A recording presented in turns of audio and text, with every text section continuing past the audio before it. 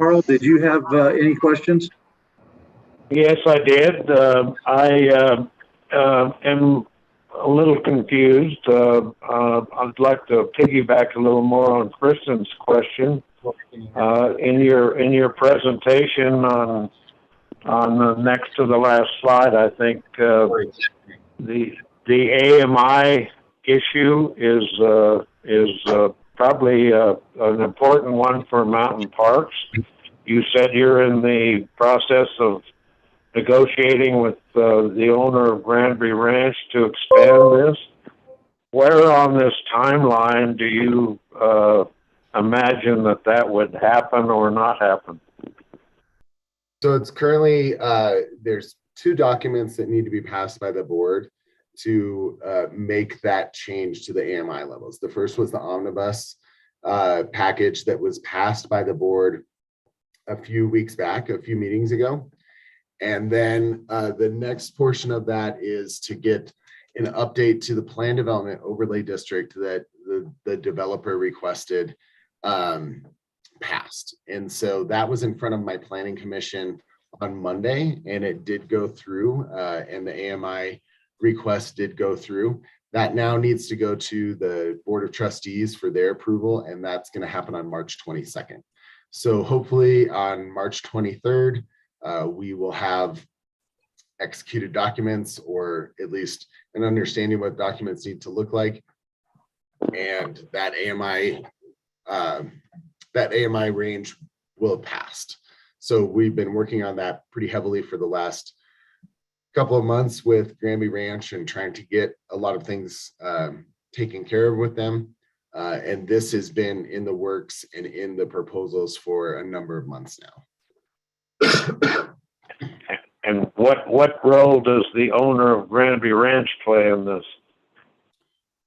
So because this property was deeded to the town from Granby Ranch at the onset of things, they have to agree. The AMI levels are listed in that PDOD, and so they have to agree to the changes to the AMI level because it's in documents that relate to them. Okay, thank you. Are there any other board questions? Thanks for being with us. See you then. Oh, go ahead, Ted. Sorry, Mike. I was just going to say, if anybody would like to reach out and ask any more questions, feel free. You can always get a hold of me, email or call me at the office. And I'd be happy to talk through or sit down with anybody to go through things more. Thank you, sir. We appreciate your time. Have a good day, everybody. Goodbye. Jeff, as you heard, we had a little bit of trouble with the live stream on YouTube. We are now recording, but we missed the first part of Ted's presentation and some of the questions. So, okay. Looks like we got Mr. Volt here too, so we do have everybody now. So let's move on to minutes of previous meetings. Everybody look at them. Any changes, additions, corrections?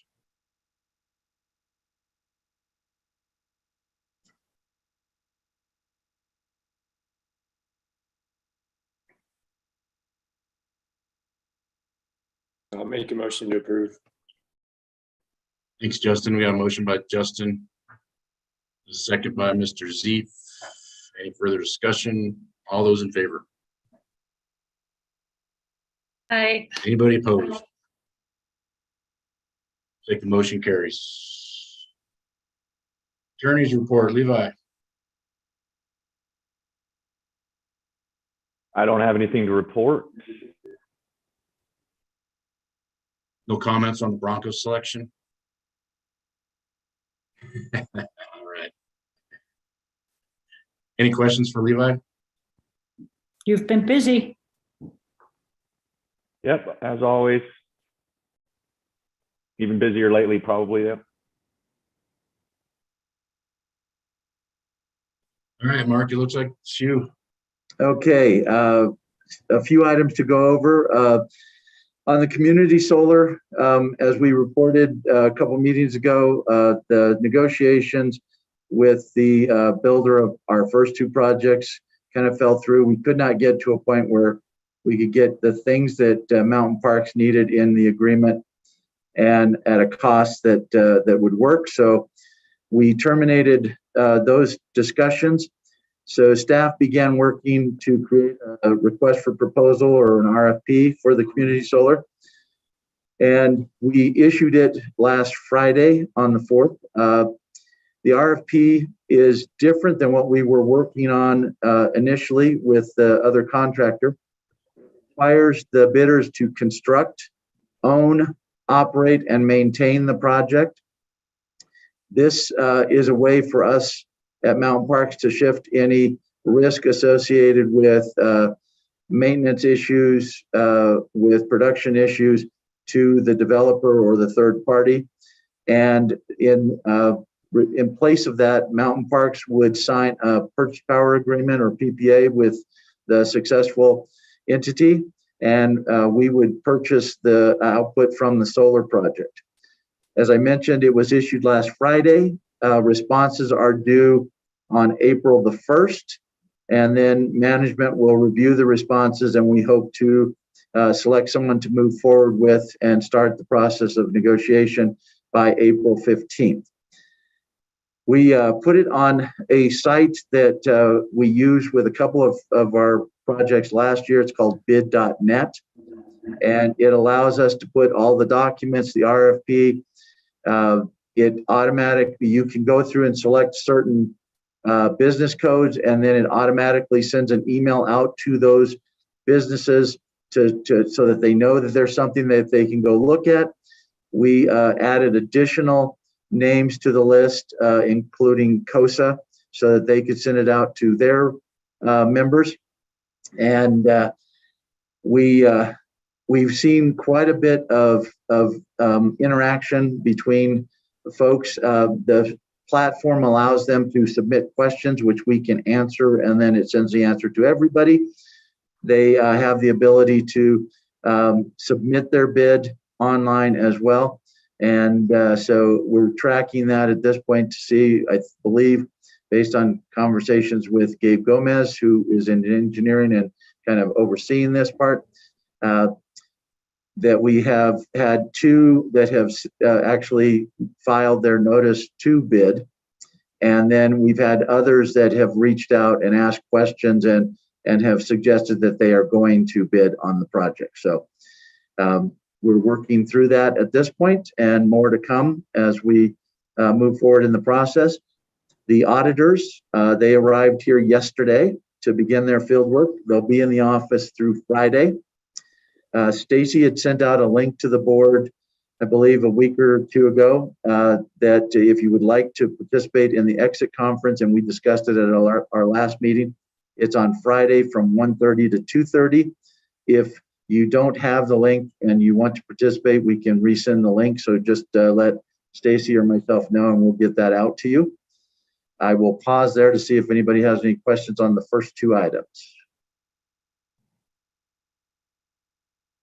Seeing none, I will move on. The Winter Park land, we actually had two entities reach out and ask us about the property. The first was a real estate agent representing a buyer that would like to build a single family home. They are intrigued by the property and had a discussion with them, and then told them that they should contact our agent if they have other questions or want to submit a bid. I also had a conversation with the Colorado Headwaters Land Trust executive director, and it was a great conversation, kind of went through a number of different things. If they were to acquire the property, they would, of course, preserve the property with the possibility of building a parking lot for a trailhead on the property close to the trail system. Neither party at this point has made an offer.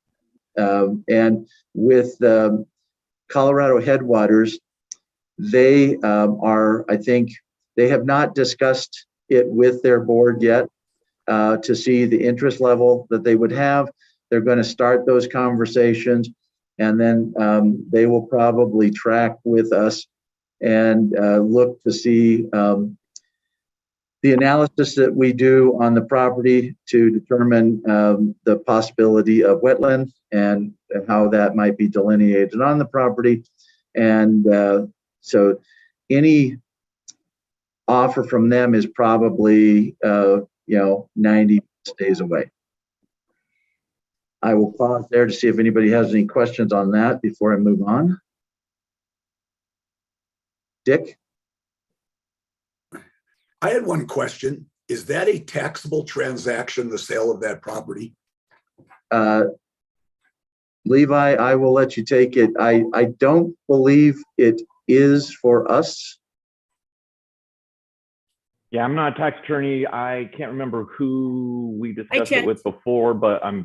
think it might have just been Stacy. I don't think it is. It is not. Okay, Yeah, that's what I thought. that's all I was wondering. Thank you. Okay. Okay, moving on to the FERC matter. FERC trial staff filed their direct testimony on Monday, and United filed rebuttal testimony on Tuesday. I expect that others will file rebuttal testimony as well. The discovery process is still going hot and heavy. Parties are sending requests back and forth and providing the responses. That will go through April the 5th. Staying somewhat in that vein with partial requirements, I believe we discussed at the last meeting that Tri-State at their board meeting reopened the open season on February the 7th. Interested parties have until May 13th to submit an application of their interest. The applications are actually, it's interesting that, it's between now and May 13th, but applications will only be accepted between May 9th and May 13th. So we couldn't actually submit one tomorrow if we wanted to, but there is a process that we do need to go through if we want to exercise that option. Along with the application, there is a fee that is required, and the fee is calculated with both fixed and variable components, and it is different depending on the option that you choose, Max or Mars. Max is the block of power, so it is something that you would do 7, 24, 365. You'd pick a number of megawatts. Mars is related to renewables, and so it is more intermittent. And so the fee is different under Max. It's $5,000 for the fixed charge and $1,000 per megawatt. And under Mars, the fixed charge is $2,500 and $500 per megawatt. On March 1st, Tri-State circulated a confidential BDP or partial requirement. I'm sorry, can you clarify 500 per megawatt Yes. hour? No, per megawatt. This is so. Oh, for Based on capacity. demand. Okay. All right. Yeah. So it's Thanks. you have to come up with a project or an amount that you're looking for. So let's just say 20 megawatts. So in the max calculation, that's $5,000 plus $20,000 for the megawatt variable charge. So it's $25,000. Thank you. Clarifying that in the notes right now. Okay. The Tri-State circulated amongst the parties a confidential settlement agreement. The settlement agreement lists the Tri-State, La Plata, San Miguel, United, Jemez Mountains Electric Cooperative, Northwest Rural Public Power District, and Poudre Valley Electric Association as signatories, and then it lists another category called others, because I believe they would like to have others of the interveners to sign on to it. They had initially requested comments back or questions by March the 3rd, so 2 days later, and then said if necessary, they would have a Zoom technical conference on Monday, March the 7th. They got a quick response from FERC trial staff, United, and NRPPD, They objected to the timeline, that it didn't provide sufficient time to provide comments back. And so on March the 3rd, Tri-State indicated that they would attempt to find dates that were acceptable to all parties. They haven't done anything or sent out anything yet, so I think they're still working on that. So I will pause to see if anybody has questions on the FERC settlement or partial requirements. I have a couple of questions, and it may be that in this new BDP settlement, the language is different, but I looked up what they'd filed with FERC. I assume it's in the call to order and the buy down payment methodology. And when I reread it, it made it sound to me like, well, I'll just read it. And it's a full requirement selecting the max option. This is under the illustrative example. A full requirements member selecting the max option could enter into a firm power purchase agreement under which power would likely be provided by a third party. The max self-supply procure option would be shaped to the full requirements monthly load pattern, where during the annual peak hour, the max option provides, and in this example, they use 10% of 100 megawatt peak. So the max self-supply procure option would be shaped to the full requirements monthly load pattern, where during the annual peak hour, the max option provides 10 megawatts. And during other months of the year, the max option provides firm capacity proportionally less. For example, in a given hour, if the full requirement member's load is 70 megawatts, the max option would provide 7 megawatts or 10%, because that's what they opted in, the 10% of the 100. Using the max model, the full, and then this talks about why they came up with the pricing. That's the next part. So to me, what's in here isn't that we have 20 megawatts, you would buy a block of 20 megawatts and we get that 20 megawatts is just a block across the entire year, but that we would have to, it would have to ramp up and down based on our monthly peak. And that's on page, well, it's policy number 123, but it's actually, it's about 1, 2, 3, 4, 5 pages into the policy.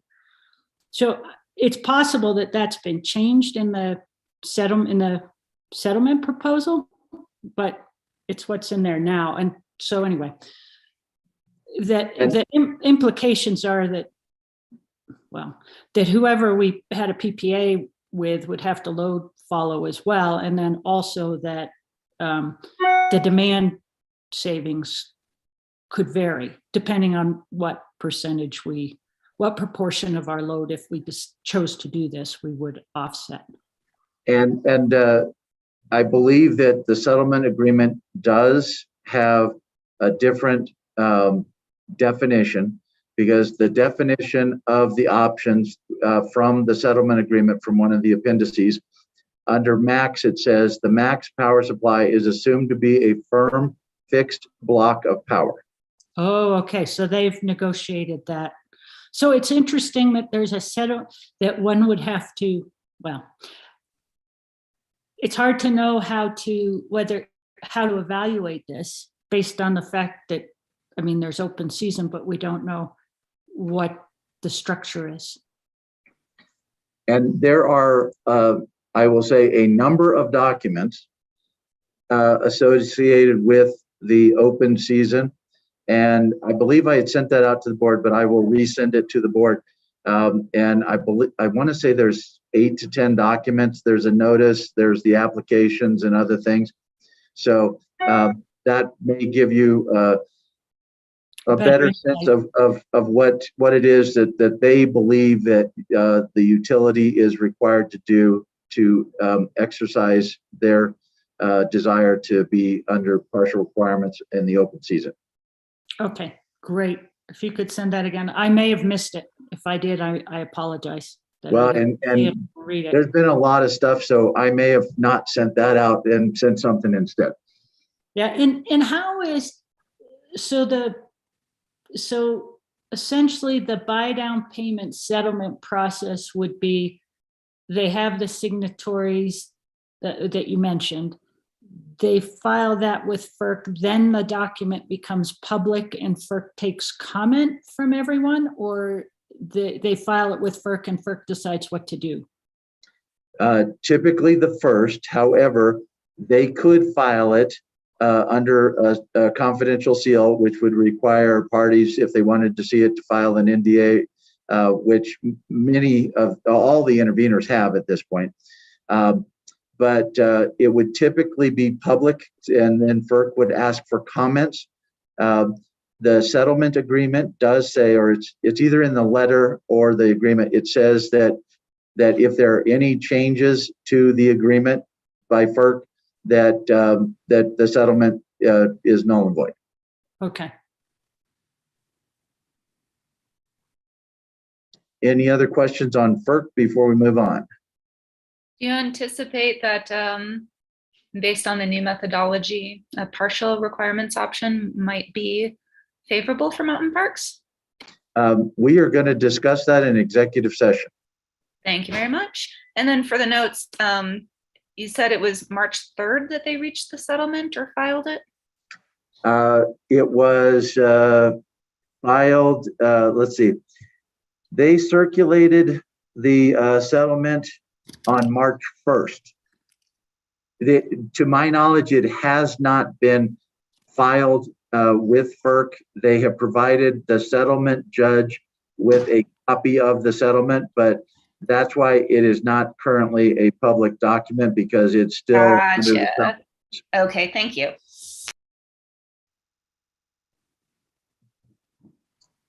Okay, moving on to the Rus loan and the RUS buyout. We completed the RUS buyout on February the 25th. Interest rates had increased after we locked our interest rate, which resulted in a lower RUS premium payoff to where that, if you recall, when we started, it was in the 1.9 range. When we locked, it was in the 1.2 range. And because interest rates continued to go up after we locked, the final premium was in the $500,000 range. So we did save some money because the interest rates continued to go up. So one of the things that it did raise a question on is our participation in the REST program, because we had the REST loan that we included in the buyout, even though we had not taken a draw on the REST loan. And that is primarily because we've had about $200,000 in projects that have gone through the REST program at this point. There are others that are in the pipeline. Most of those projects, when they are completed, we would typically then set that financial assistance to be recouped over a 10-year period on the individual's bill through our tariff. I think almost all of the participants have just paid off the loan before it went to their bill. And so we have not actually made a draw on the loan. So it was at a zero amount due, even though it was a $10 million approval. RUS reached out to us because they wanted to see if we would be interested in continuing in participation in the REST program. And we had staff had a conversation with them on February 28th, and they made their pitch to us. We asked a number of questions because, and I don't want to go too far into the legal side, because Levi may say that means that we need to talk about it in executive session, but Levi had some concerns about remaining to have, or us having the REST loan and its possible impact on having to follow RUS requirements. So that's why we included it in the buyout. RUS has provided us with a modified RESP agreement for non-URS borrowers, and Levi is currently reviewing it and has had some conversations with the attorney at RUS. So more to come on that. And if you have specific questions about that, that's probably something that's better discussed within executive session, because there are legal implications of any decisions that we make related to that. But if you have any questions on the RUS buyout, be happy to try and answer those. Do you confirm this isn't going to affect people who currently have taken advantage of the Electrify Everything program? Most of them that have actually already paid off the Electrify Everything assistance that we provided. They did it before it actually ever started to be recouped on their bill. And of the applications that we currently have, or the people that are interested in taking advantage of it, we believe that we can still allow them to participate with potentially some limits, even if we don't participate in the RESP program.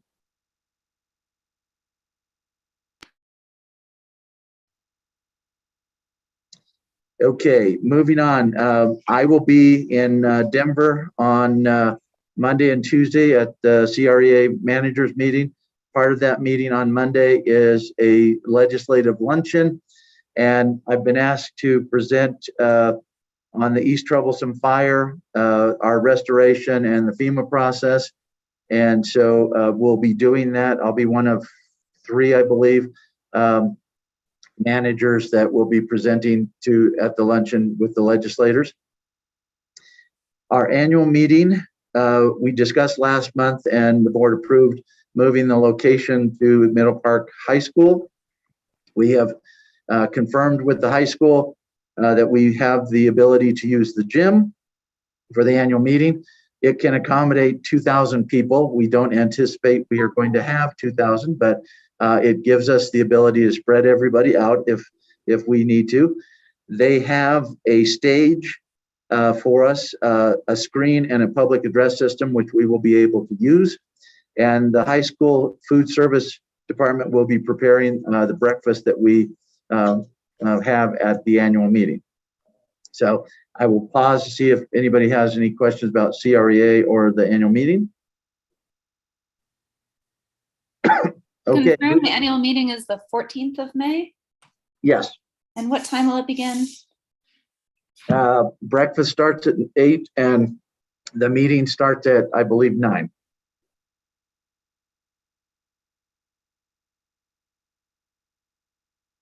And of course, that's subject to having a quorum, which we don't anticipate is going to be an issue. Moving on to a fiber update.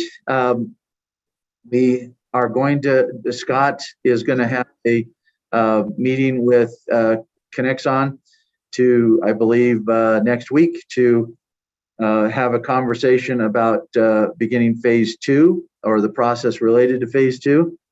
We have had some conversations with them related to fiber to the home, and we're still trying to schedule a meeting to discuss that. We want to do that before the end of March.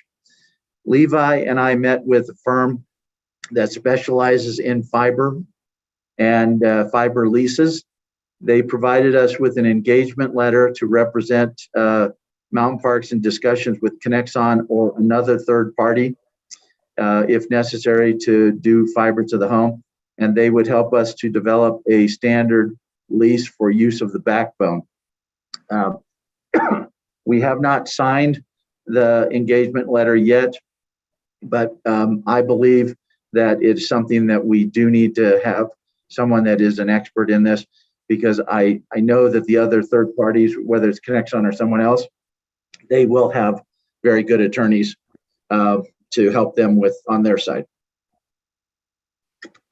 So are there any questions related to the fiber? Did you state the name of the entity that you met with, or is that confidential? It is not confidential. Levi, can you? It is Keller Heckman. Keller Heckman is the firm. The attorneys are Wes Wright is the connection I had, and then Casey Lyde. So Wes Wright is in Colorado. Casey Lyde is the specialist in the telecommunications area, and he and his associate would be handling most of the work for Mountain Parks on the lease or other documentation for that. And I would be involved as well, but I agree with Mark that this is an area of specialty that I think you'll get value out of having their expertise. Thank you. Would you like? Mark, Go ahead, Carl. Mark, do you need approval from the board to sign a engagement letter or not? I think that'd be best. Yes. And would you like this meeting is that a timeline? Should we put this under action items and we can add it to emergency business. okay. And we don't anticipate that we will need any additional money in the budget. As you recall, in the budget, we put in money for a FERC attorney. I don't anticipate that we are going to use one. We have not to date, and I don't think we will. So that money would be more than sufficient. In fact, I think it would be a portion of the money that we set aside for attorney. So we would, under emergency business, we'll add in a motion if the board is so inclined to authorize us to sign the engagement letter.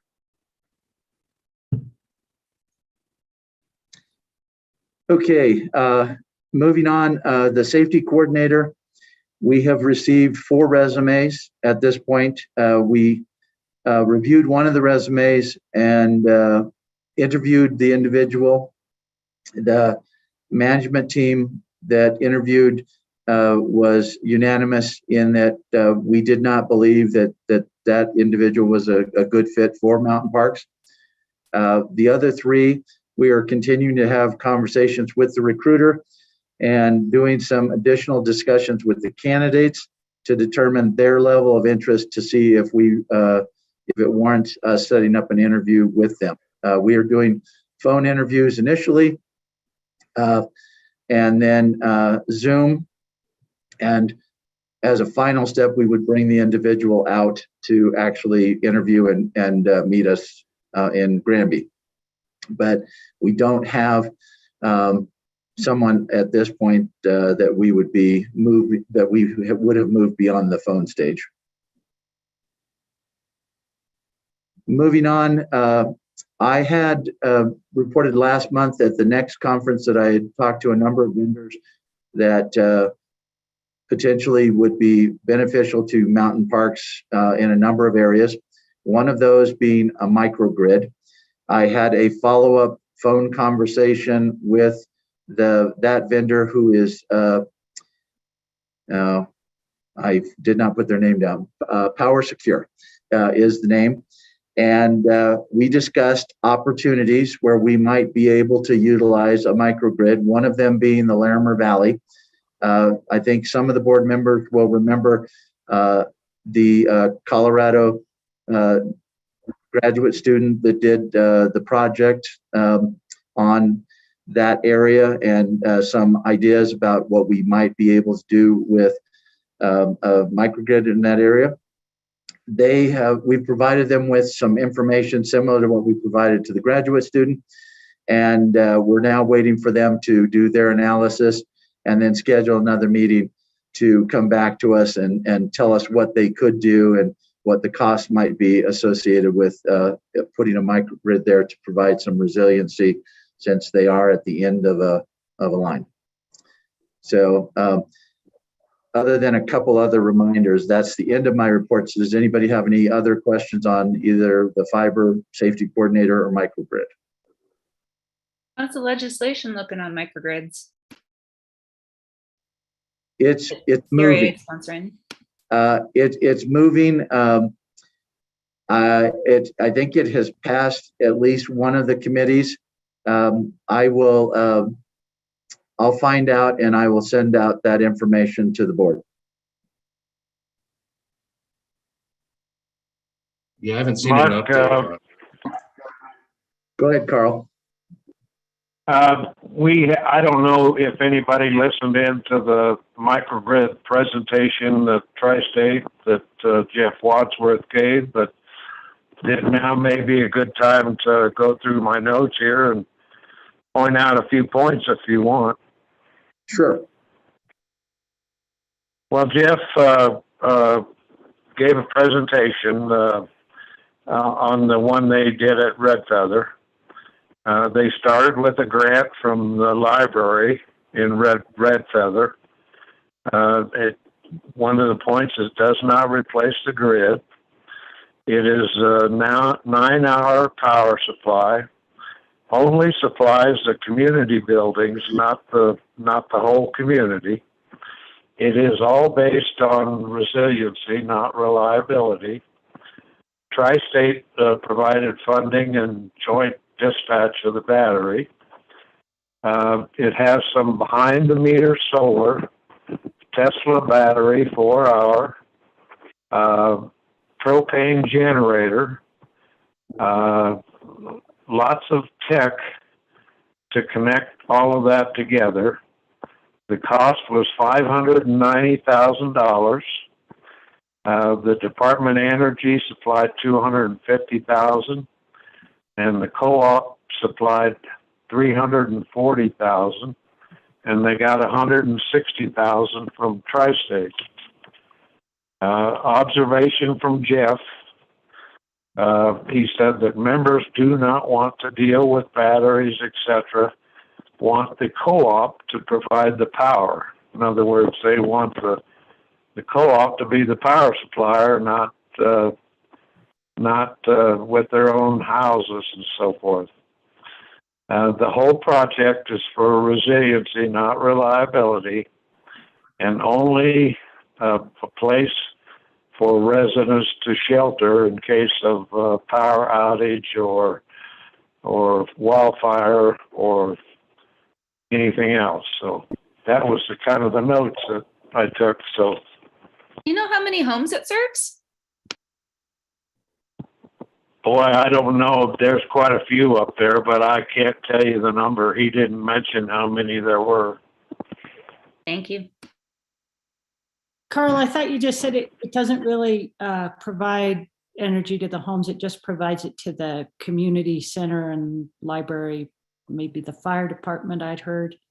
Do you know how many kW that battery is? Like what sort of load they can carry for how long? And I'm guessing It was a Tesla battery. That's all he said. The 4-hour battery. But the biggest part of it is the propane generator. I think that the fire department had, and that was one of his points. Is that if you're going to do that, use a propane generator, because then propane can be stored and hauled in fairly easily. I think that KW on that battery is important, because you said the price was $500,000, and those batteries are, by the time you get them installed, I think they're somewhere between $7,500 and $10,000. So, that there's a big difference between just a single Powerwall price and the price for that project. Yeah, Tesla also offers a commercial sized battery that has like 200 kilowatts in addition to the mega pack, but that price is too cheap for the mega pack. So I'm guessing it might be the commercial, unless they just did a tiny battery and mostly relied on the propane. Yeah, or they stacked up a bunch of the residential Powerwalls, but it's hard to know. I should have listened, but I was traveling, so be interesting to read more. And one of Jeff's points too was the technology that it took to connect all of this together was not cheap. Right. And so right now, so did he he spoke to the fact that Tri-State can dispatch these batteries? That's what he indicated, that Tri-State would provide that 160,000 in funding and the joint dispatch of the battery. So that's probably a piece that costs some money, I'm guessing, because that's not a typical thing that a business or a homeowner, if they were investing in a battery themselves, that piece wouldn't be paid for. They don't care. Tri-State can dispatch it. They just care for the backup. I dropped the PVREA link about the project in the chat if anyone wants to look at it, and I'll drop it in the notes too. Yeah, and I will reach out to Tri-State because typically they record those, and at a minimum they would have any PowerPoint that Jeff did. So I'll see if I can find those and then send those to the board.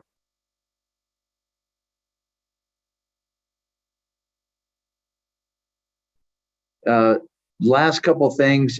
We have it on the agenda under emergency business, but Tri-State annual meeting, I sent out information about that. So if you are interested in attending, let us know and we can register for you. And then yesterday, I also sent out a class opportunity from a company that does cost of service and rate stuff. They are doing some training. It is a class that takes place over 4 days, and it's 1 day. Starts on April the 6th, the 13th, the 20th, and 27th. It's 2.5 hours per day. And I think it is a class that would be beneficial. They will go through, cost of service and understanding what cost of service, how that affects rates and stuff like that. It is $795 for the entire co-op, so we can send as many people as we want. It is a virtual class. And I've had Kristen and Dick that have expressed interest in it. And then I think we have some on the management team that will also take it. So I think we're going to sign up. So if you are interested, please send me an email and we'll make sure that we register for you as well. And then the last item, and this may be something that we will need to talk further about in executive session, but I believe I mentioned at the February meeting that Tri-State came up with a way for us as Mountain Parks to request the legal fees associated with the FERC dockets. And there is a process that we need to go through to file something with the Tri-State board. They will review it, and the Tri-State chair, Tim Rabin, said that he does not anticipate it's an issue for them to approve it. But I was just, before we go through that, I just wanted to make sure that the board was okay with us requesting the number before I go through the process. And if you want to discuss it more, I would say we can do it in executive session. But if you are okay with just saying, yes, go ahead, then I can do that as well. Is there a cost to it, Mark? No, it is, I believe it's policy 406 that we make the request under. And there is, based on the email, there is no cost associated. We just have to make the request and the board will have to take a look at it. Kristen. To Liz's previous question, the Red Feather Lakes microgrid has a 446 kilowatt hour Tesla power pack. So that commercial scale size battery, it's pretty big.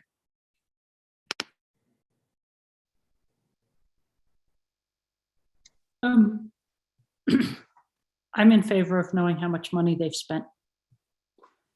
Tri-State. So, especially if it doesn't cost us any money. Yeah. Well, I guess maybe the easier way, is anybody not in favor of us asking for the information? Now, just so everybody knows, that if we receive the information, we will discuss it in executive session, and it will not be something that is available publicly.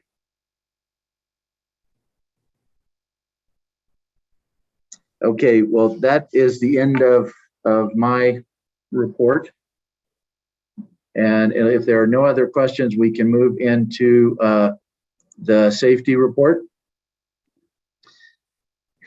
We have come to the end of the line where I can say no accidents, incidents, or injuries. February was not a good month for us.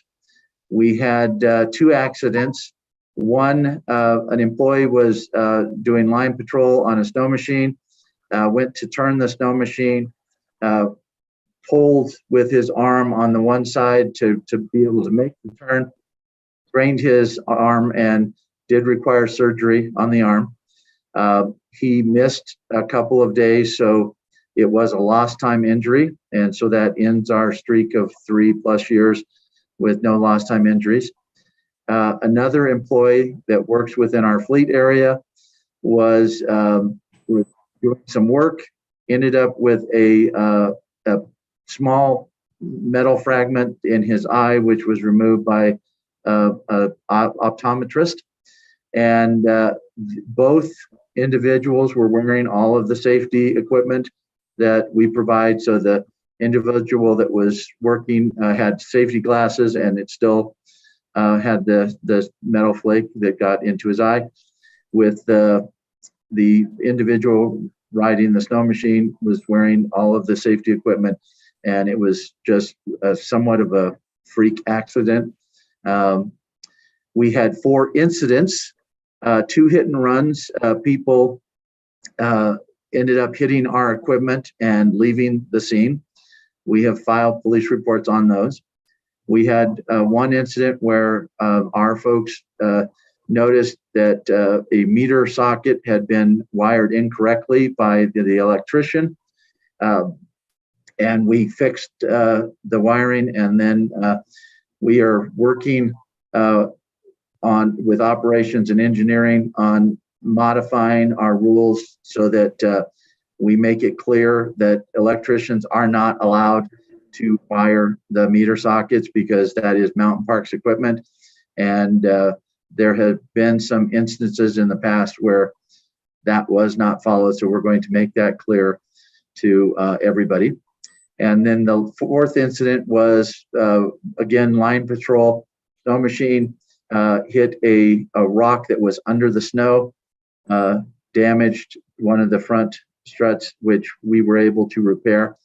And it was minor damage, but it did damage the snow machine. And then we had 2 damage reports. Non-MPE trucks hit equipment. One hit a pole, one hit a transformer. We have reports on those. We have their information. We have turned it over to insurance, and I assume that Federated would subrogate to the insurance of the 2. It was a HVAC contractor, and I don't recall who the other contractor was, but we will do that. We are continuing to do mock RESAPs, because we know that this year is the year for us to have our RESAP. That is where representatives from CREA and other co-ops come in and do a safety check on us. And so we have been working with our staff to do mock RESAPs with the safety committee, and they go in and they look at the same kinds of things that the RESAP team will do, and we identify issues, and then we have been fixing those issues as we have identified them. And last but certainly not least, we're going to be doing some forklift training in March. And with that, I will answer any questions that I can. Oh, the other truck was a roofing company. Answer any questions, and then if there are no questions, I would ask for a motion to accept the safety report. Yeah, Mark, this is Carl. I have a question on the meter with the electrician wiring on a meter. Is there any penalty for that, or is there any criminal involvement there, or what is the disincentive for an electrician to do this? Well, historically, there have been some times where electricians were allowed to do this.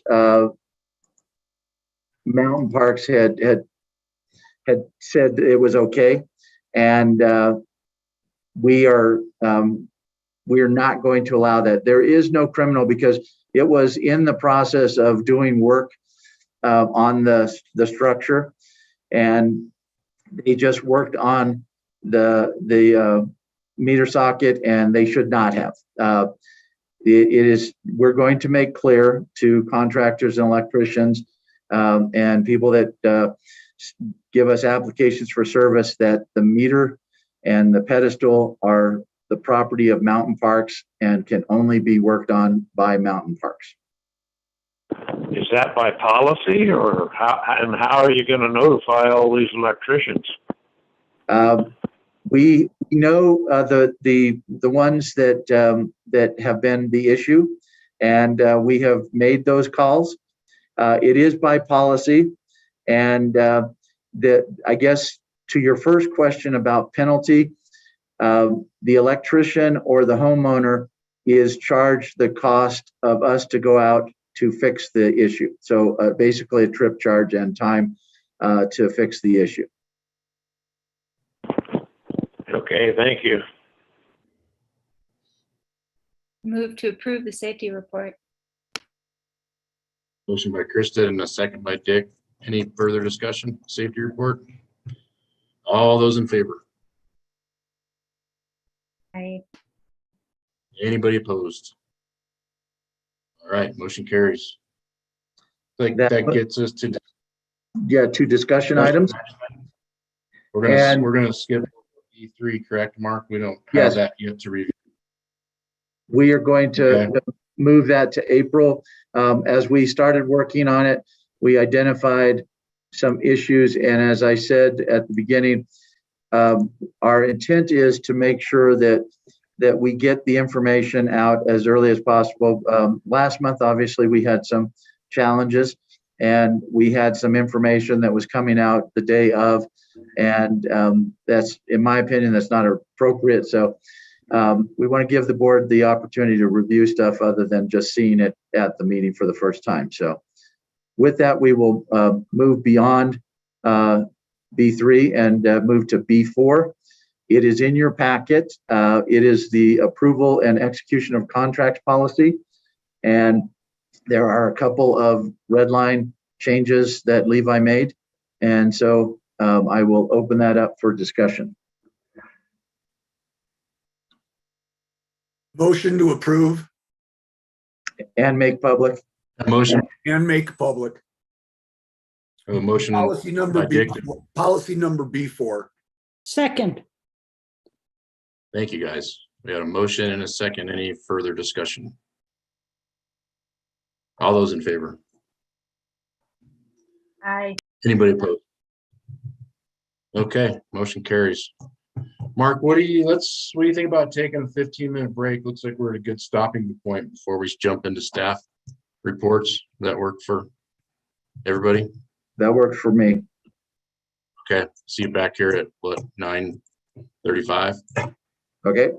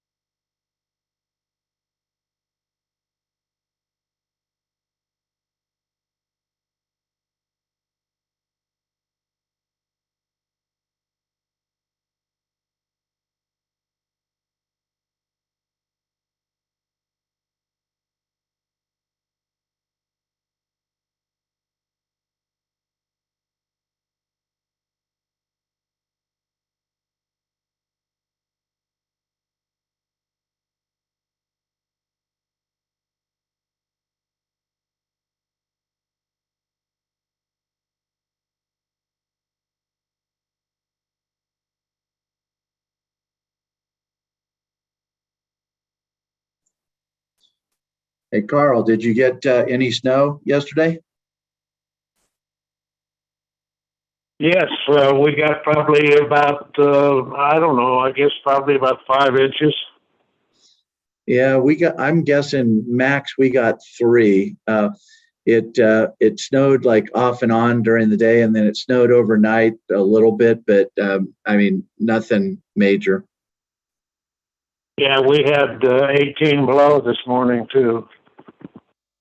Yeah, we were still in the positive. Tomorrow it's supposed to be below 0 because on Monday when I flew in, I got in and it was, when I got to town, it was still like 18 degrees. And then I woke up the next morning, it was minus 18. Well, I'm tired of looking at white. I'm ready for spring. Well, the weird thing is, you notice that when I drive up Granby Ranch, you see the hill as you're driving up.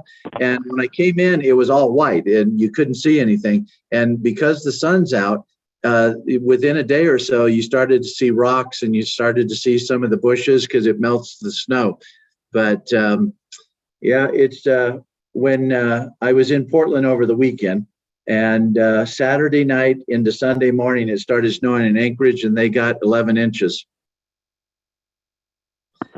Wow, that's pretty good up there. Yeah, and then it snowed yesterday. My wife said it was like a whiteout, and but she never did say how many inches they got. I'm guessing they probably picked up another 5 or 6.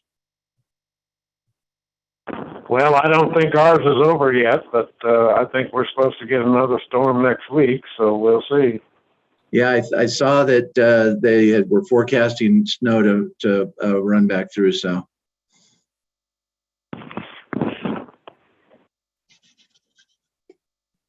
So Tri-State, are they back to all in-person meetings? Yes, there's no mask mandate or anything else. It's kind of back to normal down there. Okay.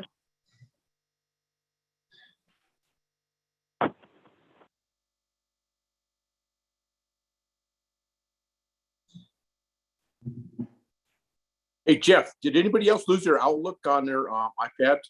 I had mine yesterday, and then this morning it was gone. I didn't, Mark. Mine was there. Yeah. I had trouble getting the code, so I was going to get my Outlook on my iPad where the link that Rob sent, and Outlook is just gone from my iPad. So I was wondering what happened. I'll figure it out later. Yeah, sorry, I'm no help there. No, that's okay. I'll figure it out tomorrow. It was a mystery. I'm going, where did it go? Well, I know that Dick has had some issues with email, and I know Carl had some, and Joe was able to talk with Carl and help him fix his. So if you can't get it to work, Mark, let us know. And when Joe will be back on Monday, and okay, I'll figure it out then. Okay. I got the code. Jeff sent me the code, and then I just got in through Zoom. But I go, and the link was that I normally get in was just Outlook was gone. Call to order and everything was there. And somebody took it last night. So thank you, Jeff. Appreciate it. You betcha.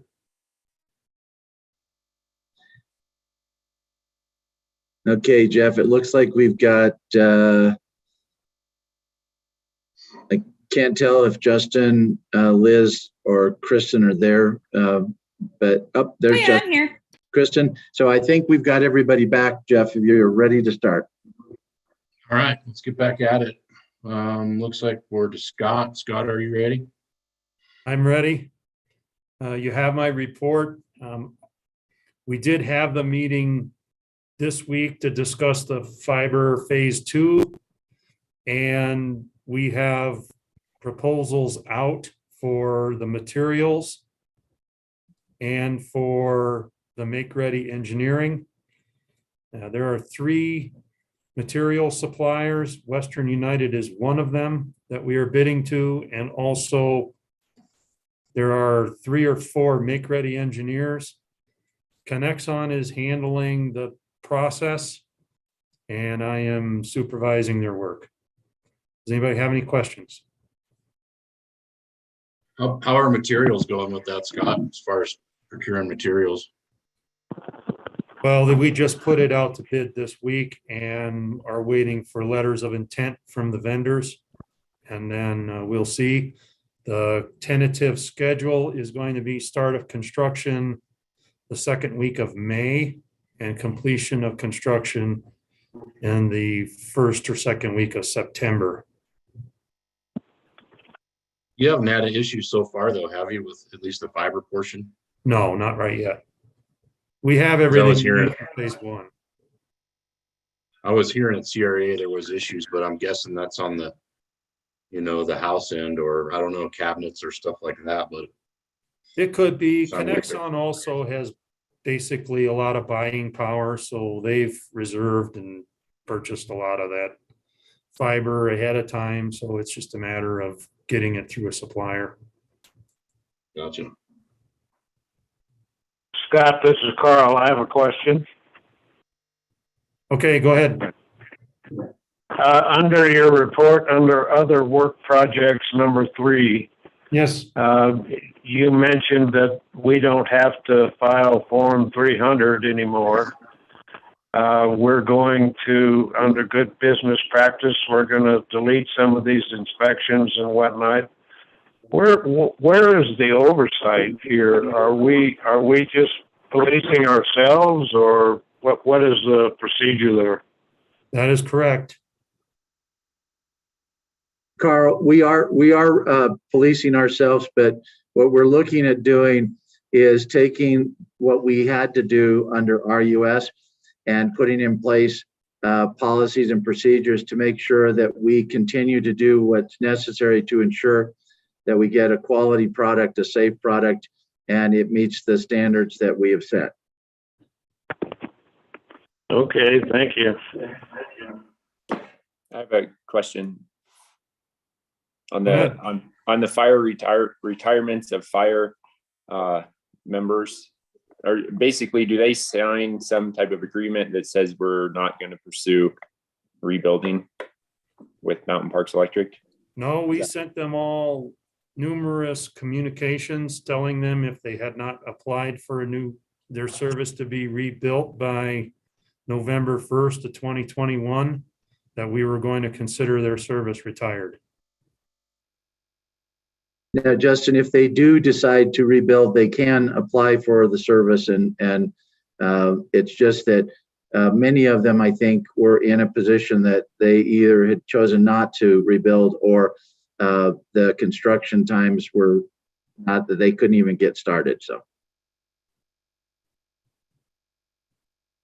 And then, just so I understand, then they'll be treated like a new service. That's when correct. they apply. Okay. So anyone from this point forward would be, unless they've started the process, would be in that new construction. That's correct. Okay. yes. Now, Scott talked about that they would give us notice by November of last year. Didn't mean that they had to actually start the process to get the service then. They just had to let us know that they were going to. And so we will work with folks that haven't started but had told us that they wanted a service. It's just that some never responded.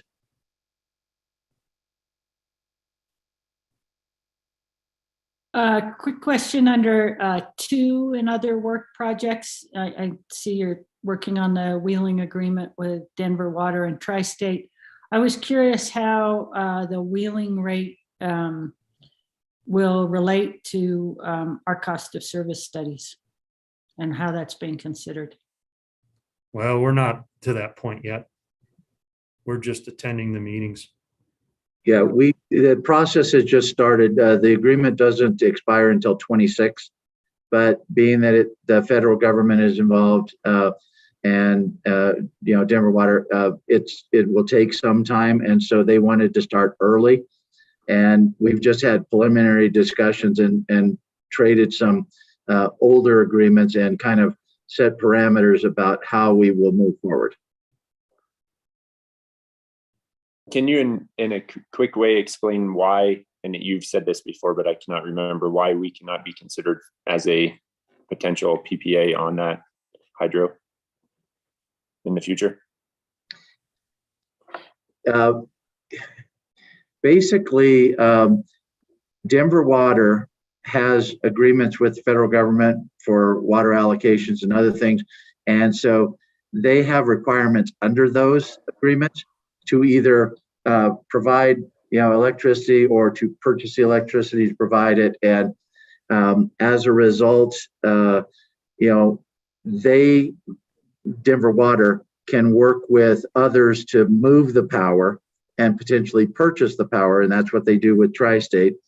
But they don't sell the power to us. They either utilize it to meet their requirement, or they need to, and they can, in fact, bank it with WAPA, but they can't sell it to somebody else. Well, so Mark, you weren't around when we tried to actually, we discussed back before Tri-State contracted, there was a point of time when that power was somewhat available, and Mountain Parks entertained trying to buy it as though they were a qualifying facility before FERC and all of that. And so that's why Justin and I asked these questions, I think, is that it was out there, and now it seems like there's some sort of deal between Denver Water and perhaps WAPA and swapping stuff around, and as I suspected, we would never have another chance at that power. But well, and part of the problem is that their bank with WAPA, which is where they provide the power to, is in a deficit, and so they need to make up the deficit. And so at this, I think for at least a few years, they're not going to be able to sell power to anybody other than to provide the power to WAPA to make up their deficit. Unless potentially our PPA would, if we entertained it, would provide more financially than they're getting on a credit. I mean, just at least if we could look at it, I'm sure they're getting not very much for their power from WAPA. We'll have, we're, I believe, meeting with them. Scott, is it every month that they have scheduled the meetings? Yes. And so we'll bring it up with Denver Water to see if there is any interest in that.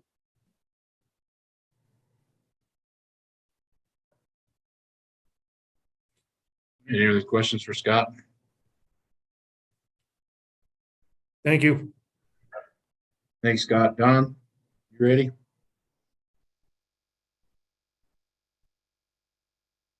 Yeah, I hope you had the opportunity to look at my report, and if you have any questions on it, I'd be willing to answer those. We've gotten some really good data from our OMS system, and the guys have done a great job of looking at a lot of those avian spots that we've had bird issues in the past, and we're starting to put up a lot more of the bird protection to try to save outages and save wildlife. So that seems to be going really well. Time will tell when the migration starts. So Don, do you want to also give a little bit of an update on where we're at with the reimbursement for the work from FEMA and the state? Yeah, so in my report, I talked about at least $2.5 million of that money is actually at the state level, and it's in what they call the obligated phase. So the state is actually reviewing the process just like FEMA did. The state spends more time on invoicing, things of that nature.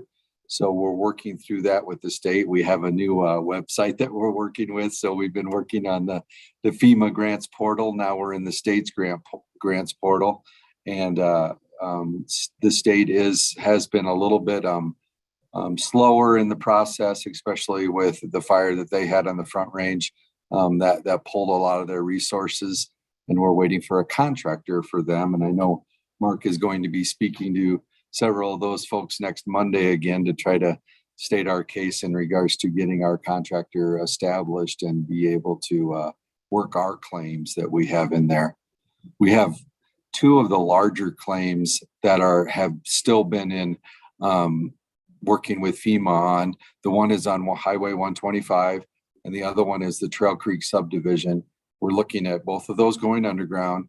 We're looking at mitigation dollars in addition to the recovery dollars that'll be established for those. So we've had to work with some archaeological issues in Trail Creek, and we've also had to work with some environmental issues on 125. The yellow-billed cuckoo apparently spends a lot of time on Highway 125, and we had to adjust our construction period on that one. So Scott's group is putting together the bid packages again, and we'll be going out for bid on Highway 125 in April and Trail Creek shortly thereafter. Questions on that? That's great news. I'm sorry about the new portal. You have to learn how to use again. Yeah. Just a quick comment to everyone, that outage in Granby, you sent the note, and about a minute later, I got a text from a member saying, "What's up with the power?" And it wasn't, I don't know how long that outage lasted. It seemed like about 5 minutes to me before that member came back and said, "Hey, the power's on." So I just want to say thanks to everyone who continues to keep the power on and respond quickly. So thanks to all. Yeah, I was putting my report together for you folks at that same time, and obviously the data changed as soon as that large outage happened, so I had to rearrange the data again. But yeah, it was actually some birds that had dropped some limbs on a transformer and made it fail, and then we had some relay issues that we had to fix to be able to make sure that it wasn't going to open up the whole circuit again. So it was about a 35-minute outage, and the guys responded awesome to that.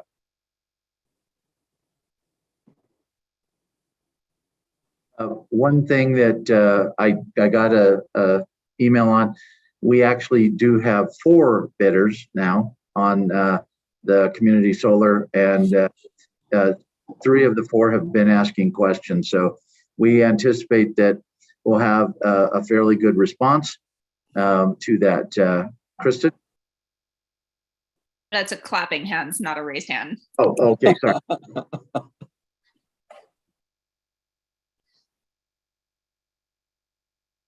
Anybody else have anything for Don? Thank you, sir. Stacy?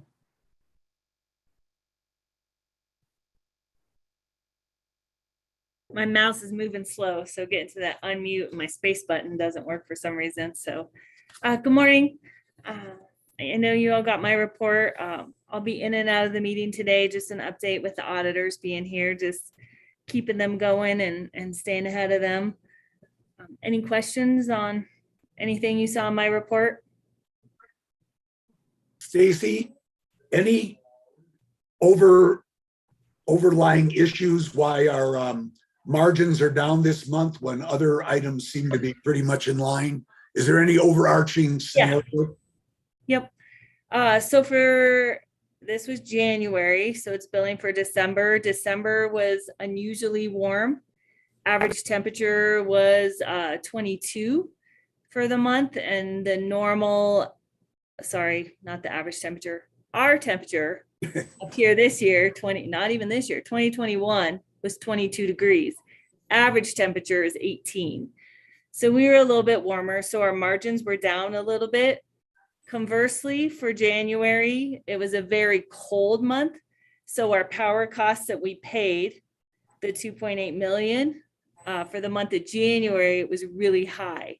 So when I peaked at February, our sales are way up because of our heating load. We sell a lot of electricity with heat. So that was one contribution. Another contribution was a lot of our overhead expense. When you look at percentage of what gets capitalized, work orders that we're working on versus people working on overhead, it was 18% versus 23%. So that was down quite a bit, which is normal. Typically, we see more expenses in the month of January as the guys are out on line patrol and kind of doing some maintenance on the lines versus working on actual work orders. So our capitalization rate is less. And then if you're looking at it compared to last year, those are the bigger factors. Last year, we were still working on a lot of work orders. We still had a lot of FEMA work going, so. Okay, thank you. Welcome. So just, I had a very similar question, but I think what my question was, is really we're seeing sort of the mismatch of the power bill and the revenue.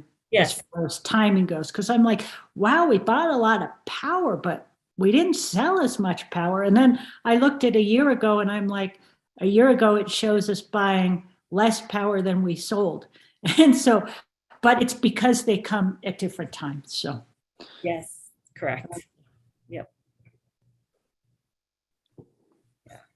When was our peak in January? Was it like right after the holidays as usual? I don't remember, but I can find out here what the actual peak date was. Let me pull up the power bill real quick, because we were already working on February, now we're into March. Let's see. While she's looking that up, I'll just give a little bit of a report on one of our budget items. You'll recall in the budget that we put in some money to meet with an architect to have them look at the building to see how we might better utilize the space. And we've had some initial meetings with them, and they are putting together an engagement letter. They gave us a proposal which came in significantly under what we had budgeted, about 40% of what we've budgeted to do the work. So they will start that process as soon as we get the engagement letter and have a chance to review that. Thanks. Did I buy you enough time, Stacy? You did. Thank you.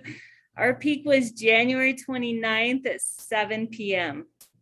Oh, wow. Okay, thank you. Yeah. Any other questions for me? All right, thanks. Thanks, Stacy. IT. Joe is not here, so I'm going to play the part of Joe today. So you have the report, and if there are any questions, I will attempt to actually answer them.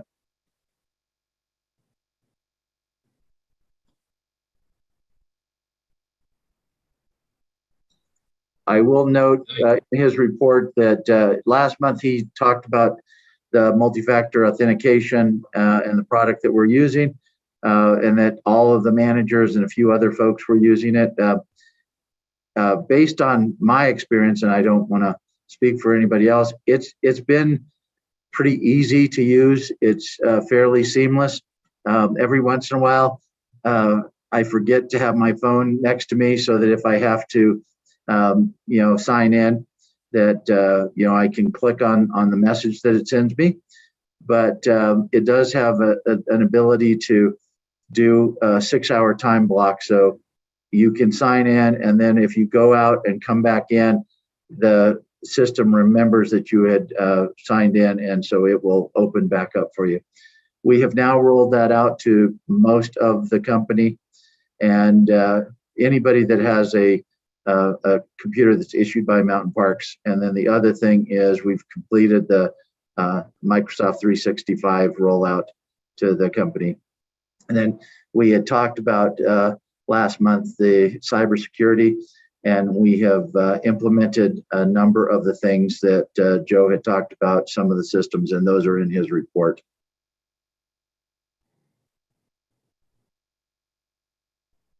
Suppose I'm obligated to ask, I've been seeing a lot on a potential for increases in a tax on electricity and utilities due to kind of international conflict and circumstances. Is there anything that we can do beyond what we're already doing to assure that we're safe from that regard?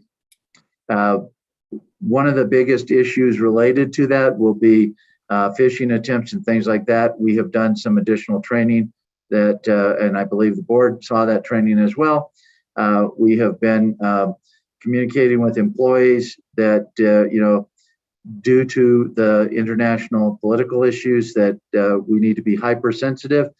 And if you have any question whatsoever about an email, do not open it.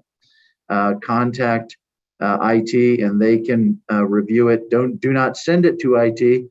They can remote into the system and look at it.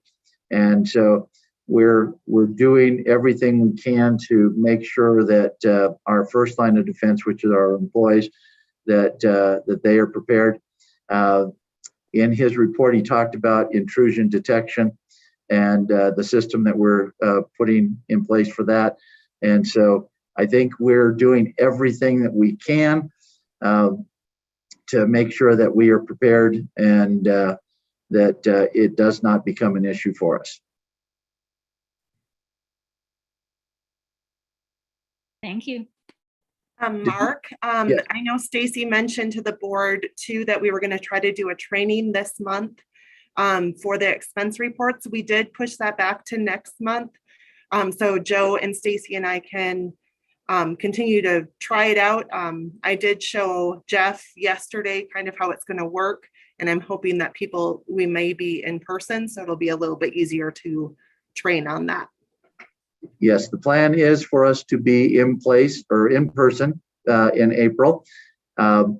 We have not sent out an update, but we believe that we'll have an update on our COVID procedures by Monday, and we will make some changes related to the restrictions that we have in place related to COVID.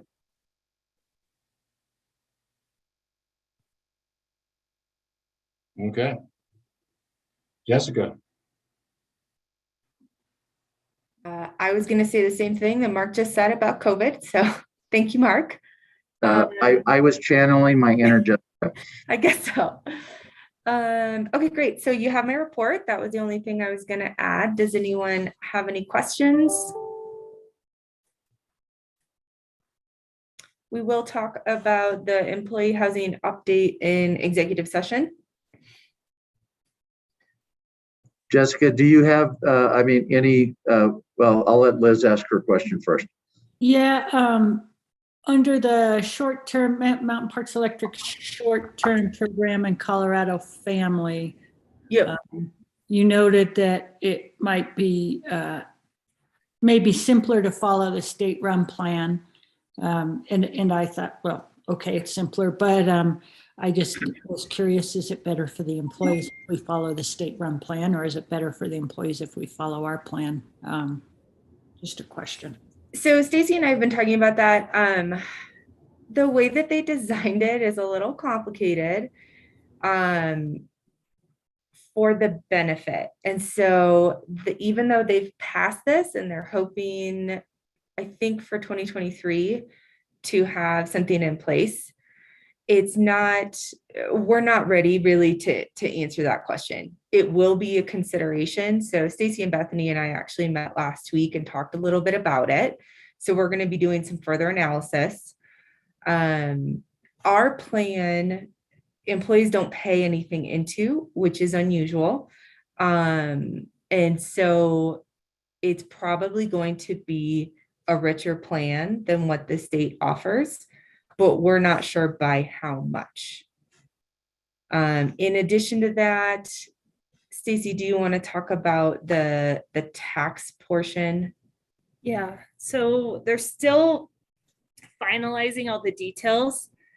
So what I looked at is, of course, there's a financial side and there's a benefit to the employees. So what Jessica and I met about last week was finding that balance. If an employee is out right now, they'll get a paycheck like a normal paycheck. If they're out, how long is it going to take the state to pay them? So those are the details we don't know on the state side. Is it going to work like state unemployment? And the state can't even tell us that yet. They're still working that out. So that was a big piece of it. From the tax side, it's a tax. It's an additional tax to the employer and to the employee. And it's a small tax, and it gets added. I think it's like 0.5% employee and employer. So I was just running the numbers. What does this look like to us? How much would this cost us? What do the tax forms look like? We don't know that yet. Is it easy to opt out? Are we, is it going to create a tax burden on our payroll administrator? And those are the things I was looking at. From a tax standpoint, from a payment standpoint, the burden looks small. So initially I was like, oh, okay, this looks better than what I thought it was going to be rolling it out. But the other side of it is the impact to the employees. So we are looking at it, and we're waiting on the state to give us more details as they firm up the program and tell us a little bit more about how it's going to work. So Liz, we have it on the calendar that we're going to meet again in May, and hopefully by that time they'll have outlined these additional questions that we have, and we can take a good look at each option. Great. Thank you for the update.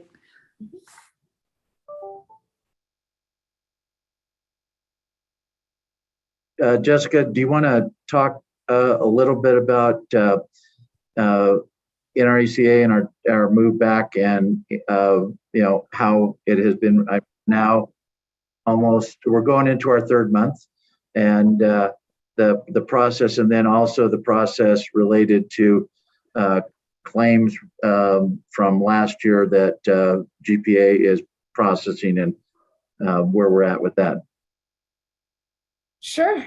So from the original plan year, so that was July 1st, 2020 to June 30th of 2021, we still have about $45,000 left in reimbursements that we expect to receive imminently. It takes them a long time to audit those plans. And then from the 6 months in 2021, the last 6 months, we have another $87,000 in reimbursements that are coming back. Generally what we were hoping for when we switched to the self-funded plan was that we would have low cost plan years. And if we did, then we would save that, maybe around 200,000 is what we were estimating per year over NRECA. The plans had the opportunity to do that, but that was dependent on us not having large claimants and a lot of different claimants, right? Because that's where you get the high cost for the plan, because we have the reinsurance, or we had it at 20,000 per participant. So I was running some numbers yesterday. It looks like from June 30 or July 1st, 2020 to the end of 2021, we did save about $50,000 over NRECA for those 18 months. Not close to what we were hoping for, but there's an element of chance when you're a self-funded plan, and you really can't, even though insurance companies try to, you really can't predict that. The transition back to NRECA is great for Michelle and I administratively. I've heard positive things from employees. Having the United Network is a lot simpler than the plan that we had before.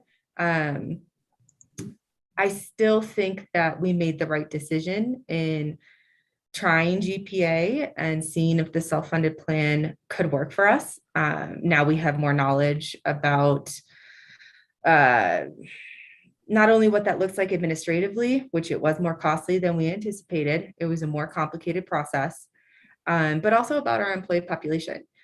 So unfortunately, we're just not quite as healthy as we had hoped we would be. So, Mark, is that what you? Yeah, no, I just wanted to let the board know, our experience.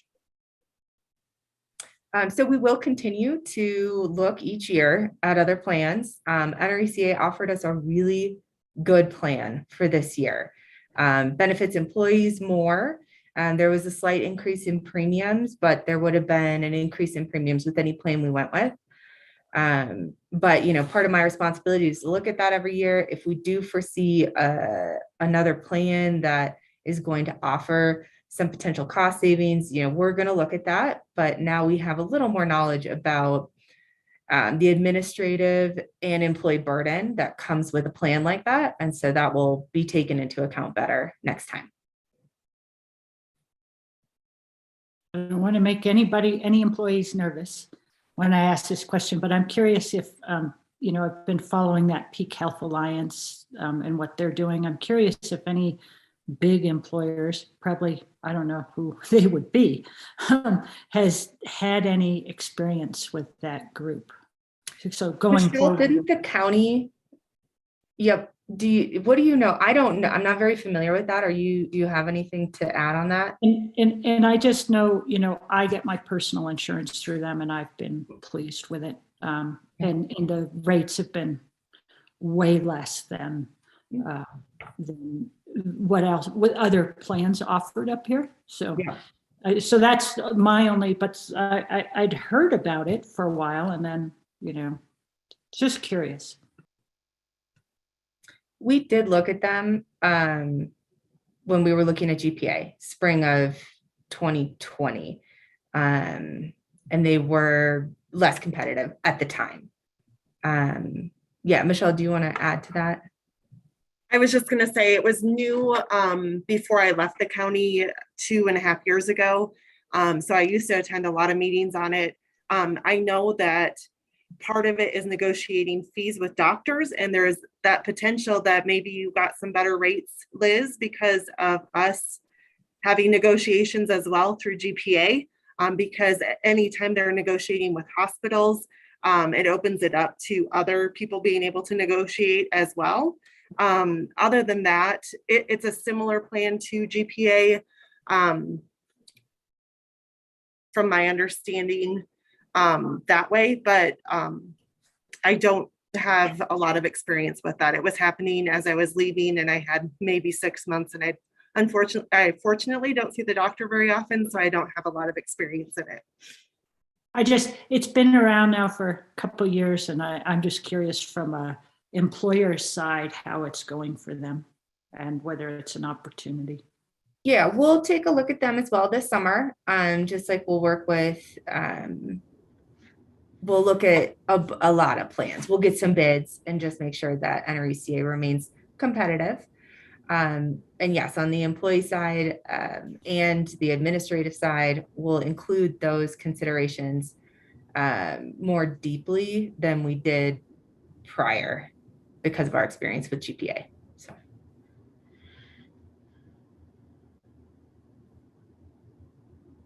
Any other questions? All right, thank you. Mr. Taylor. Good morning, everybody. I am unmuted and I am on camera. So had some problems with the live stream this morning that required IT support and a computer restart. And I learned this morning that sometimes after you are the host and you transfer the host and restart, that sometimes even though the video is off, the audio is still on when you come back on. So you may have heard some mumbling and grumbling and commentary there as I was scrambling to get the live stream going. Apologies for that. You have my report. It's that time of year where I'm basically, our department does a lot of work with the scholarships, the annual report, the annual meeting, and director elections. So that is kind of what we have been focused on. I will mention, Stacy talked about the kilowatt hour sales and the weather. We do, or Chris does now alert the CSRs when we have extraordinarily cold months and expect people to be running their furnaces more, that equates to higher electric bills. But to give you some perspective, we've been keeping local weather data here at Mountain Park since 2003, and actually this January and this February were both set all-time records for the coldest months since we've been keeping data. So people are using a lot of energy so far at the beginning of this year. So just wanted to mention that. With that, I will open it up for any questions that you might have. Bob, do you want go ahead, Kristen. Question on the elections. It says here that ballots will be mailed on the 19th. When are they due? People will receive them no later than the 19th, Kristen. So the director petitions are actually due March 15th at 5 o'clock. And once we have those, then I start sending all of the material required to create the ballots and the mailing and the addresses and the candidate bios. And then our election vendor puts that material together for us and we approve it and they send it out as quickly as they possibly can. But that April 19th it will be in our members' hands no later than that date. Gotcha. It's very likely it'll be before then. And the ballots are due back is it 3 days before the annual meeting? Yep. It's May 11th. The ballots need to be in their hands. And of course, we do have 3 ways for people to vote in the director election, including the drop box at our Granby office and in person at the annual meeting. And will we as directors be able to review the ballot design? We've already reviewed that and provided the information related to the envelopes and given that feedback to the vendor. The ballot design, the ballot will be basically the same as it has been in the past. If there is a contested election, as there was last year, we do a coin flip, assuming that there are only 2. If there are more than 2, we have a different method that we use to determine the order in which they appear on the ballot. And we do invite the people that are running to come and observe the coin flip. And if for some reason somebody doesn't come, we video it so that we have for posterity the fact that we did in fact flip a coin and what the coin was. But I guess your question to the ballot, what specifically are you talking about? The people that are on it, or the joint member else? issue? I bring this up because it's impacted me, and several folks within my district had, inquired about why they got a ballot that was addressed to one person when they're the one that paid the bills, and the instructions provided along with the ballot seemed to indicate that only the person to whom the envelope was addressed could vote, not necessarily both joint members or all joint members. So I am interested in reviewing the language to see how that's been changed and clarified. Yeah, the envelope last year included both primary and joint member. It was addressed to both. And we added to the instructions, because the instruction basically were just, how to put the ballot into the envelope. And so we added this year an instruction that said that either addressee could vote ballot. Wonderful. Look forward to seeing that. So there's no trouble with the number of the field size on the front of the ballot, as far as making sure both, if it's a joint membership, both names can be on there. That shows up on the envelope that is addressed to. The name of the member does not show up on the ballot. Is that correct? That's right. Right. No, I was more, if the ballot comes in and it's addressed to, let's say there's a joint membership where there's 2 people, and both those names are very visible, then it's quite clear when the people read the back that that either one of them can vote. But if there's a problem with printing that long of a name, if there's just not enough room for the vendor to put both names on, that was my understanding of why sometimes in the past the names were not, it might just say one name when really it could have said 2. So I guess that would be my question, is making sure that, and I don't know what we do if there's a joint membership with, I don't know how many we have. If there's 6 members, 6 people have signed that application, that could be a long address.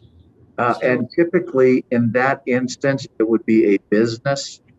If there, for most memberships, residential, you're going to probably have 2 if you have a primary and a joint.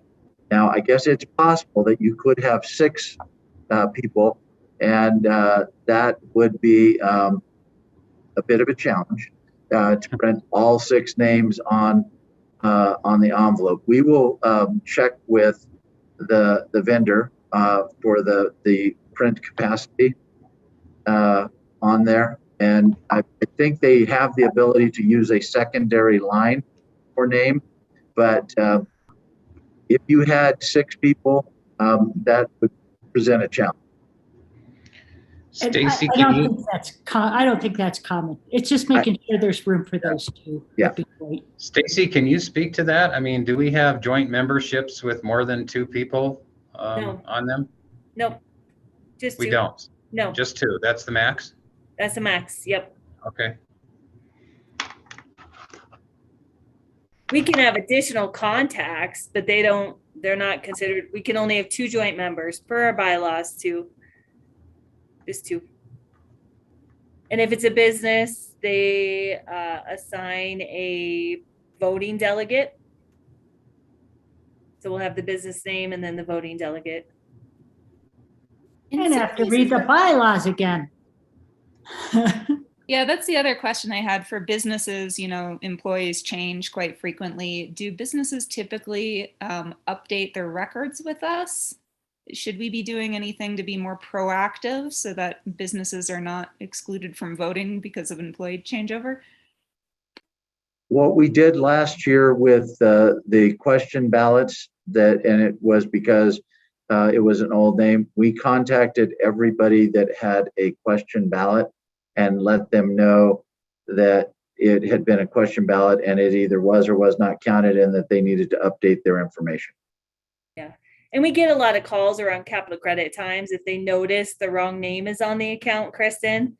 Those are usually older, 20 years old, but some businesses are still around. So we do a lot of updating then. Yeah. Okay, something you may wish to consider. I think it'd be nice if we just, you know, sent a note to our corporate accounts and said, hey, if you haven't updated this in a while, please do. And we can do that, Kristen. The challenge is the person that gets the bill typically is not the one that would do the updating. And if they don't provide it to the person or say something, then we can notify them, but it doesn't necessarily mean that a change happens. So, but we can definitely send something to our business accounts. Appreciated. Rob, you want to talk about how many scholarship applicants we have? Yeah, we have 40 this year, 40. We have a committee that will meet Friday, March 25th and review them. Next month, I should have their recommendation for scholarship recipients for your approval. So pretty pleased with that number. We had a lot from Middle Park this year. And so pretty happy with that. Rob, is that typical amount? You know, it varies from year to year. So we're in contact with the schools. We go to all their scholarship fairs. We work with the school counselors and get them, make sure they get the application up on their websites. And of course, if any of the applicants have questions, we answer those. So it's a pretty good number. Some years we've had more. I don't know that we've had too many that have been more than that, Jeff, but we've certainly had less. Okay. And I should know this, but what do we have available for, say, trade schools and linemen? Yeah, we specify one scholarship for VOTEC. However, the Tom Cipher scholarship, I believe, if we had more than one VOTEC applicant, could be used in either the Tom Ciphers or the Rosemary Nur scholarships too. So we usually don't get a lot of VOTEC applications, at least not recently. I know this year we have at least one. So it's possible we could have more than one, but I think we have a way to accommodate them. Yeah, that'd be great if we see more of those come in for sure. We could accommodate. Yeah, thank you. Yeah, sure. Anything else for Rob? Okay. Bills for payment. Fire away.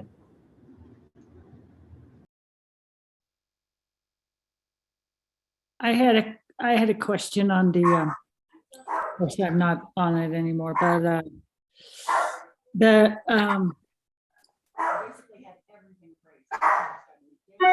insurance claims, the Ventnex insurance claims. I was just curious those are those? Those are the reimbursement for our self-funded plan. Yeah, Okay. so those are remaining claims that weren't covered under the previous insurance that are covered under that run out agreement we have with NRECA. But NRECA has not started to pay because we haven't had enough claims. So really it's a good thing. Okay, that's what I was, that's what, when I saw it, I was like, this has something to do with health insurance, but. It does. All right, and then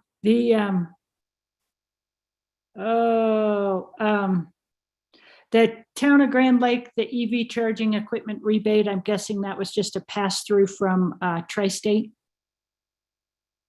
It's $4,000. Rob, do you know? I don't know that one in particular. I do know, Liz, that they, I believe, applied for Electrify Everything financing and then paid it off. Okay, maybe it's that. But I don't think that's it. I think that would be a rebate of some kind. And correct, I don't think, if it's not 100% of it, Tri-State, a big portion would be. Okay, great. Yeah. We will take a look at that and send a message. Yeah, no worries. I have a question. Let's do Dick first and then Justin. Can somebody tell me D90 Energy LLC, approximately $430,000 in disbursements to them? It says, I don't know, DET to AP. Stacy can address it. It's a return of their deposit. So a year ago, we had a new business that took over, which was the D90 Energy, and we required them to put a deposit up. They didn't have a line of credit. They didn't have previous history with us. So we require deposits on all accounts. We hold them for a year. As long as they have good credit and good payment history, then we return the deposit. So this is us returning it to them on each of the many accounts. And Dick, D90 is the successor to Sandridge. That's okay. That explains it. Inactive refunds. What are those? We have one to High Mountain Processing of about $56,000. When a member goes inactive, so they no longer have an active membership with us, we take their deposit, and if they owe us any money, we apply the deposit to the funds owed, and then we refund the remainder to them. And that particular entity was sold to another entity. Okay, that's it. Thank you. Justin? I had the same D90 question. I knew who they were, but just wanted an explanation of all of those individual accounts.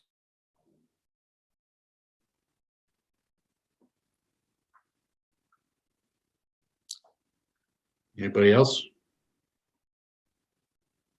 Okay. Open board forum. Mr. Volt, you got anything? Dick? You're muted. Dick.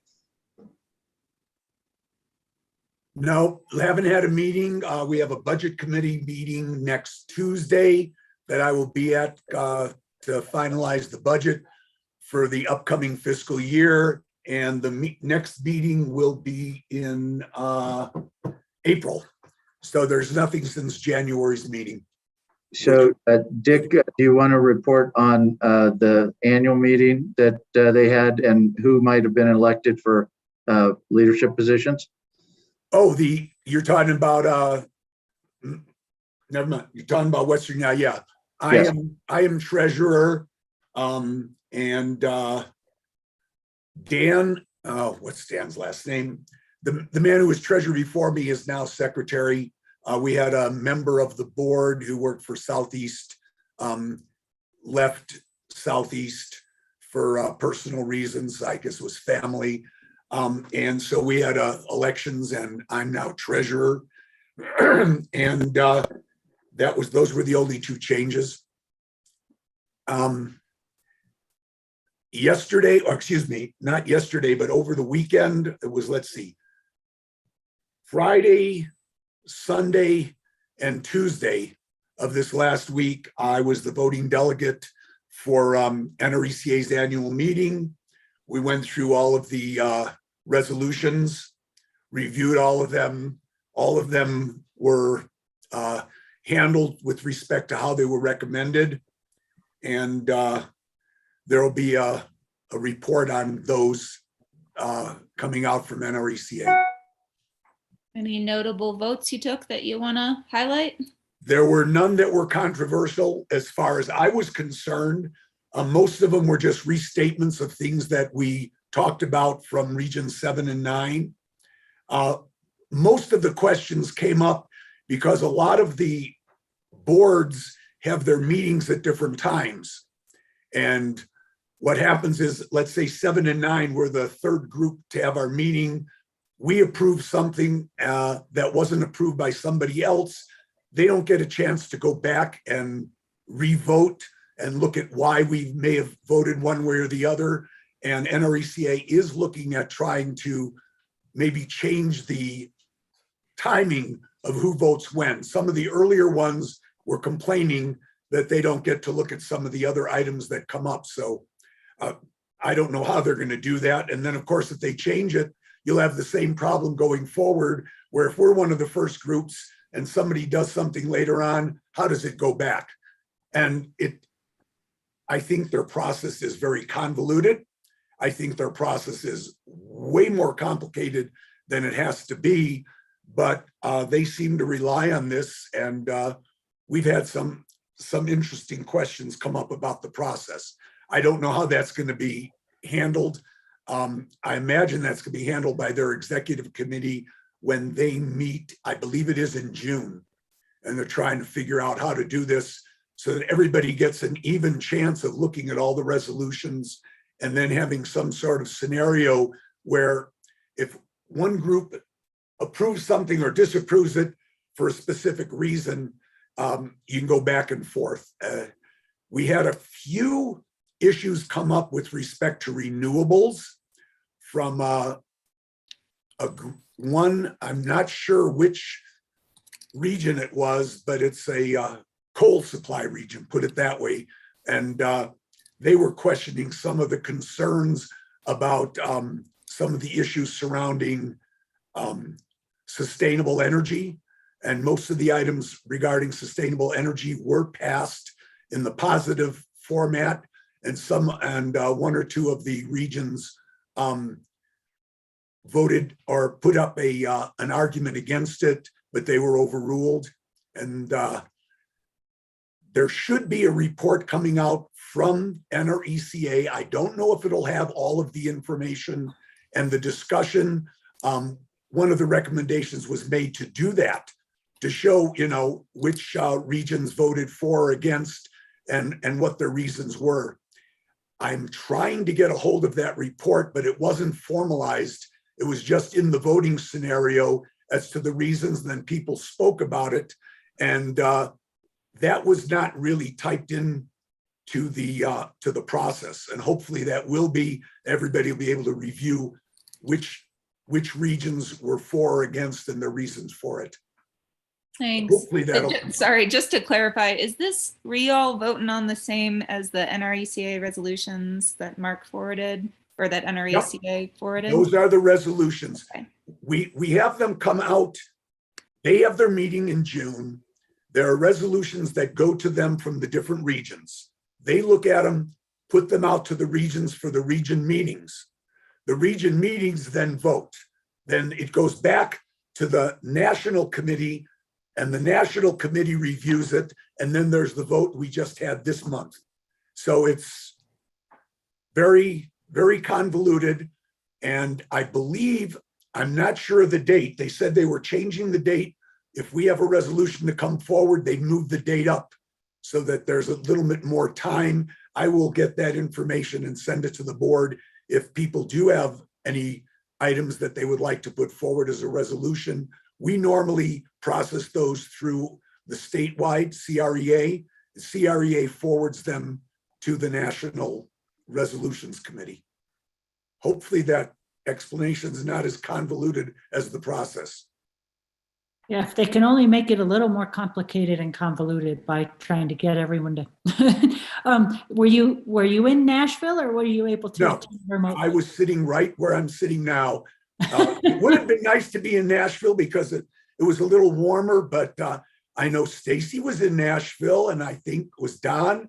They were down there for some other training and everything, so they could report on how the weather was. But yeah, no, it was 3 or 4 days worth of different scenarios being online and offline. And when we have our executive session, I wanted to talk about how that works with respect to how you put in those different hours and everything. So I'll save that for executive. And a question, did you listen to any of the presentations? No. Because I got the teaser email about listening to some of the talks, but then it seemed like you had to pay the fee to register. So I was It was my understanding. I was able to get into the resolutions review, the training, and the resolution committee voting.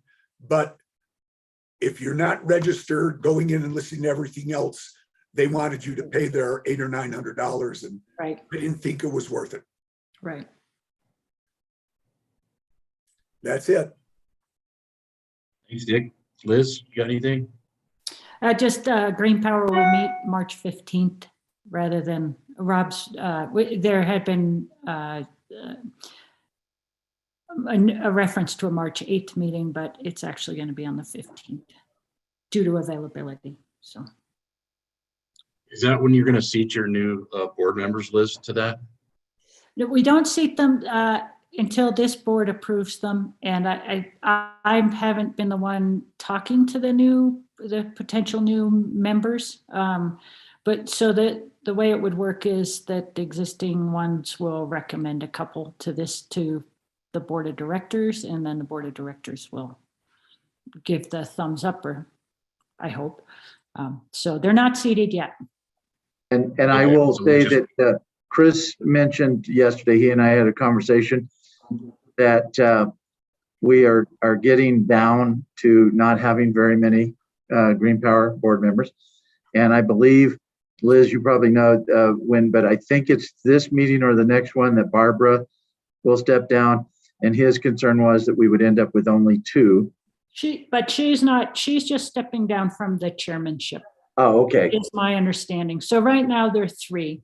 And there's been discussion of, I know that there have been conversations with 2 other people. And there's been some conversations about making it easier for people to, should they want to get involved. 2 of our last members have been people who just reached out to Chris and Rob and said, hey, I want to get involved. How do I get involved? And so 2 of the Green Power members are that way now. Geographically, that doesn't always work for us because we probably have more people who want to get involved, but they're all from the same area. So we're trying to keep it spread out geographically. And there's also been talk from the board really to try to think about some of the lower income, addressing of the lower income problems that our members face. And so having someone who can have that perspective on the Green Power Board. Okay, thank you. Justin, got anything? Nothing too much. I went to an employment law seminar, and I do have a question that I think would be best in executive session on some equal pay. Just to touch base on it with Jessica and Mark. So. Okay, we'll add that to the list. Kristen? Pass this month. Carl? Yes, we had tri-state meeting. I have a little bit to report. I've reported on the microgrid, but COVID levels are low and there's no mask required anymore at tri-state. Dwayne's report was they're trying to get money wherever they can for a green hydrogen test area in Craig to take over when the coal plant shut down. The transmission plan for Eastern Colorado was filed at the PUC. Dwayne was invited to join the Keystone Policy Center, which is one of the most influential policy organizations in the state. I know the legislators and such pay pretty much attention to him, but he was invited to join that. And then one other point and a question for Mark is that March 1st, the rates were reduced another 2% from Tri-State. And when do we have a discussion amongst the board at Mountain Parks as what to do with that? We had last year when they did it, we had the discussion with the board. We have allocated what we anticipated for last year, plus what we anticipate for this year to go to system hardening. And we have actually been spending the money, and we've outspent what we saved for the first year. And we're actually into the second year with doing system hardening with trip savers, expulsion fuse replacements, and other things to harden the system. If the board wanted to have another discussion about doing something else with the money, we could do that. But what that would mean is that we would have to cut back on the system hardening, because we're using the money that we anticipated from the sales reductions for both years to harden the system. Well, thanks for clarification there, because I remember that we put the money from last year's 2% to the system hardening, but I didn't know that we included this year's too. So thank you. Yeah, because between the 2 years, we anticipated the savings to be about $1.5 million. And that's what we had allocated. And I think that we will probably spend more than that through the end of this year on the system hardening stuff that we are doing, which is something that's needed, and we're seeing some benefits from it, but it is expensive.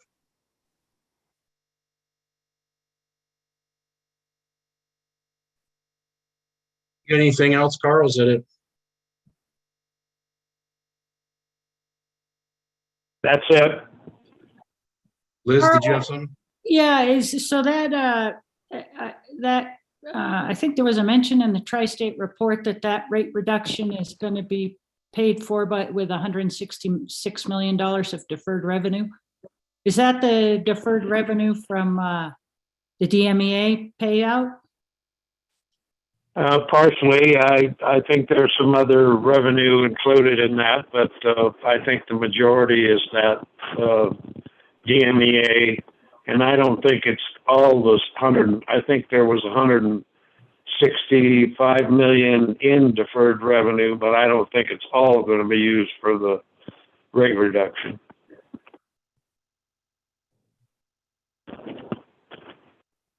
And we previously expressed concerns about buyouts not being used for debt.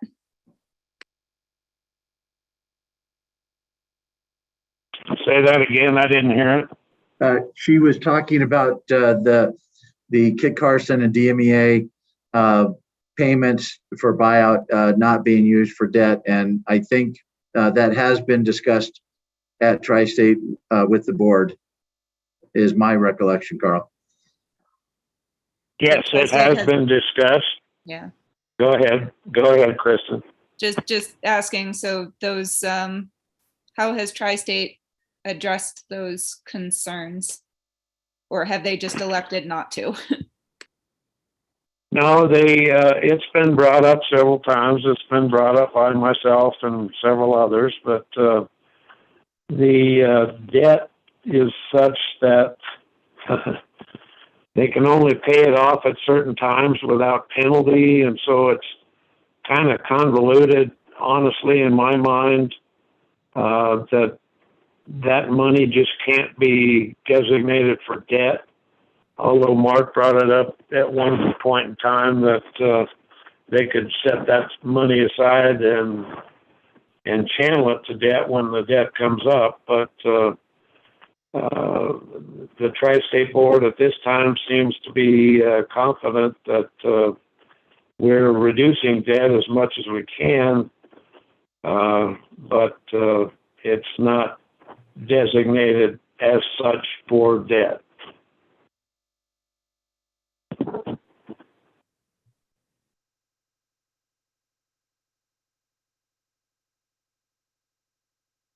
And Kristen, I do believe that Tri-State has set up a debt buyback program.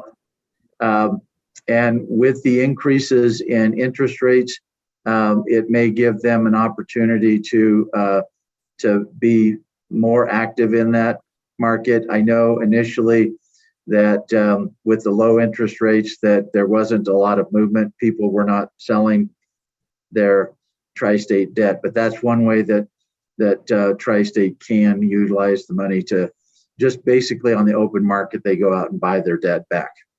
Okay, thank you. All right, Mark, looks like we do have a couple things for emergency business. We've got the Tri-State Annual Meeting delegate. Yes, the annual meeting is April 5th and 6th. Well, actually on the 5th is a membership meeting, reception and banquet. The annual meeting is actually on April the 6th at 8:30 in the morning. And we do need to select a delegate and an alternate so that we can provide that to Tri-State here within the next week or so. Who's planning on going to that? We got any interest in? I'll be traveling for work. I can't attend. And I know Dick is traveling as well. And I'm traveling. Mark? I have to be there. Gotcha. Looks like it's you, Mark, Jim. I was gonna try to go. I need to look at the date a little closer, but I'll try. So I could be the delegate if nobody else is gonna go. I suppose that if I'm the only one going, then we probably need to make Carl the alternate if he's gonna be there. We typically don't do that, but nobody else can make it. I moved Liz? to make Jeff our delegate to the Tri-State Annual Meeting and Carl the backup unless Mark Volt or Justin's arms can be twisted. I am returning from 2 weeks of vacation the day before that, so it's not going to work. I second the nomination. Okay, we got a motion and a second. All those in favor? Anybody opposed? Okay, motion carries. And it looks like that we also need to get a motion to authorize staff for an engagement letter, Mark. Yes, related to the fiber. I authorize staff to sign a engagement letter related to fiber representation. Thanks, Liz. Got a motion by Liz and a second by Mr. Volt. Any further discussion on that? All those in favor? Aye. Anybody opposed?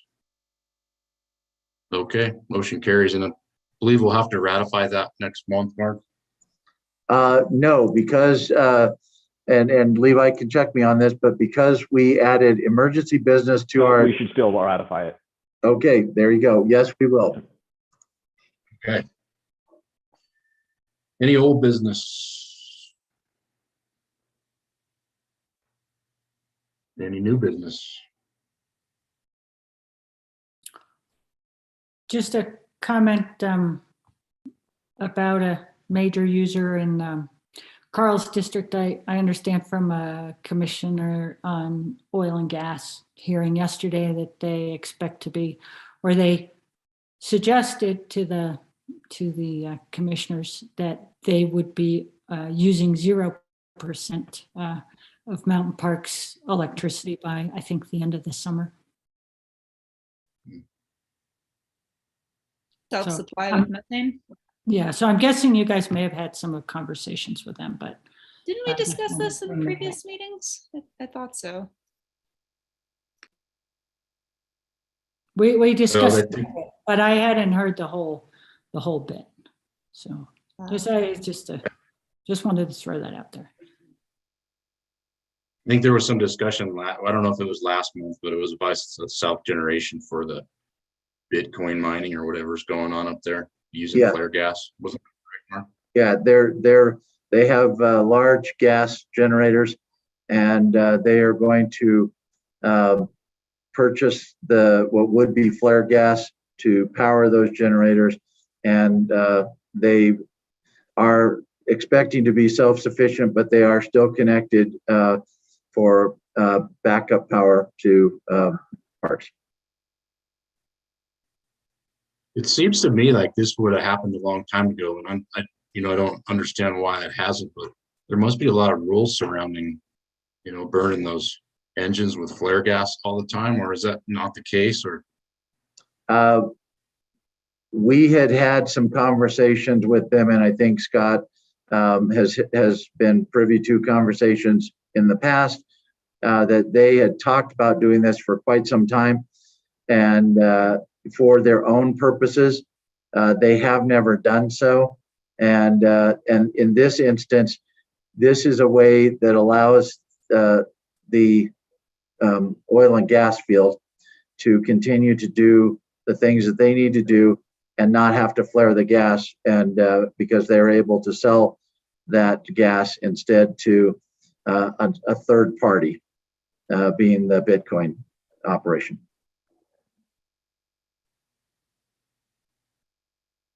okay, we have anything else? Not under emergency business, no. Okay. And I think we covered new business. Any new business? We have a need for a services meeting? No? Okay. Mark, that gets us to executive session. I don't know if we want to follow our same protocol. We can go into executive session and possibly break at some point for lunch. In executive session, we will have a presentation from our alternate power supplier, and they were scheduled for 1 o'clock. I saw that we were moving faster than I had anticipated, so they are now scheduled for noon. We wanted to go into executive session. We might be able to take care of a couple things and then break at 11 o'clock. So from 11 to noon for lunch, and then come back at noon for their presentation. Perfect. That sounds good. So we will need to move into executive session for employee housing timeline, power supply. We had equal pay. Partial requirements, equal pay, and recording board expenses. Somebody want to take us there? Thanks, Liz. We have a motion by Liz and a second by Justin. Justin. Thanks, Justin. Any discussion on that? All those in favor?